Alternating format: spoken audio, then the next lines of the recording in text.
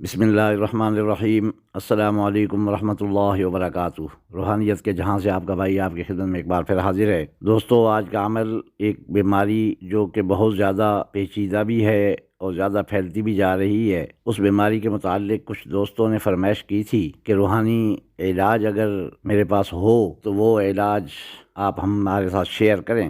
اللہ کا لاکھ لاکھ شکر ہے کہ کافی دوستوں کو یہ عمل بتایا ہے۔ انہوں نے جن دوستوں نے محنت کی ہے تو اللہ پاک نے ان کو شفائے کاملہ عاجلہ نصیب فرمائی ہے۔ تو یہی عمل آپ کی خدمت میں پیش کرنے جا رہا ہوں، لیکن ایک بات ذہن میں رکھیے گا کہ کوئی کام کرنے کے لیے تھوڑی محنت کی ضرورت ہوتی ہے۔ ہمارا مدعا یہ ہوتا ہے بس ہمیں کوئی ایک تعویذ مل جائے، گھول کے ہم پی لیں اور ہم بالکل فٹ فاٹ ہو جائیں، ہمارے سارے مسئلے حل ہو جائیں۔ لیکن دوستو، ایسا نہیں ہوتا۔ اللہ کی کلام میں بڑی طاقت ہے، لیکن اگر اس کو محنت سے حاصل کیا جائے تو پھر اس کا رزلٹ بھی ملتا ہے۔ تو چلتے ہیں عمل کے طریقہ کار کی طرف۔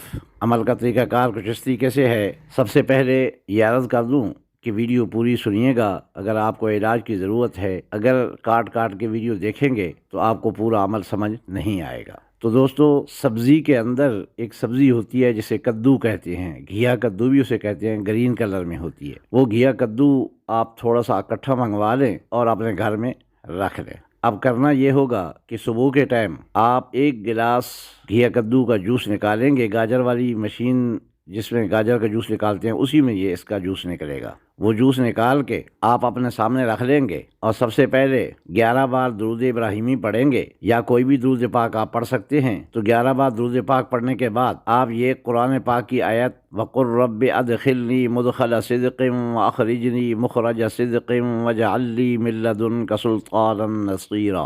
یہ سورۃ بنی اسرائیل ہے اور آیت نمبر 80 ہے، 80۔ قرآن پاک کھول کے بھی پڑھ سکتے ہیں اور زبانی اگر یاد ہے تو زبانی بھی پڑھ سکتے ہیں۔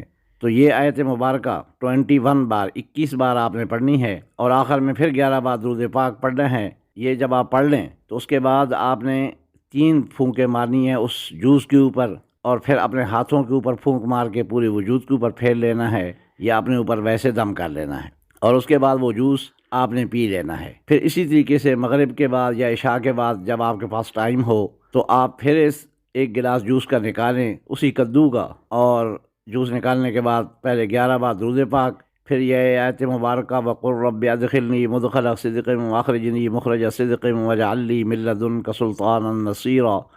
یہ آیت مبارکہ 21 بار، 21 بار پڑھنی ہے۔ پڑھ کے پھر آخر میں 11 بار درود پاک پڑھنا ہے، اور درود پاک پڑھ کے اس کے اوپر دم کرنا ہے، 3 پھونکیں مارنی ہیں، پھر 3 پھونکیں اپنے اوپر مار لیں، یا ہاتھوں پہ پھونکیں مار کے اپنے وجود کے اوپر پھیر لیں۔ تو یہ عمل روزانہ آپ نے کرنا ہے، بلا ناغہ نہیں ہونا چاہیے۔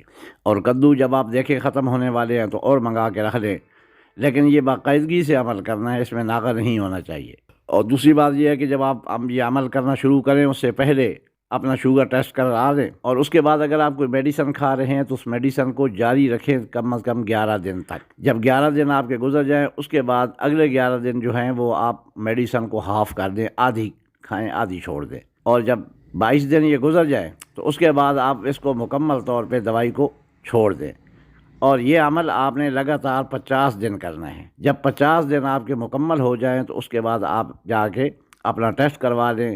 انشاءاللہ العزیز، اللہ کی پاک کلام کے سہارے میں یہ دعوے سے کہتا ہوں کہ ان 50 دنوں میں آپ کا شوگر لیول مکمل طور پہ ٹھیک ہو جائے گا، لبا اپنا کام کرنا شروع کر دے گا، اور اللہ کے حکم سے آئندہ پھر کوئی آپ کو پرہیز کرنے کی بھی ضرورت نہیں، اور میرا مالک کرم کرے گا، آپ کو اللہ پاک صحت کاملہ عاجلہ نصیب فرمائے گا۔ یہ دوستو آزمایا ہوا عمل ہے اور لاجواب قسم کا عمل ہے۔ تو آپ سب دوستوں سے یہی گزارش ہے کہ یہ تھوڑی سی محنت کر لیں اور اپنی زندگی کو پرسکون بنائیں۔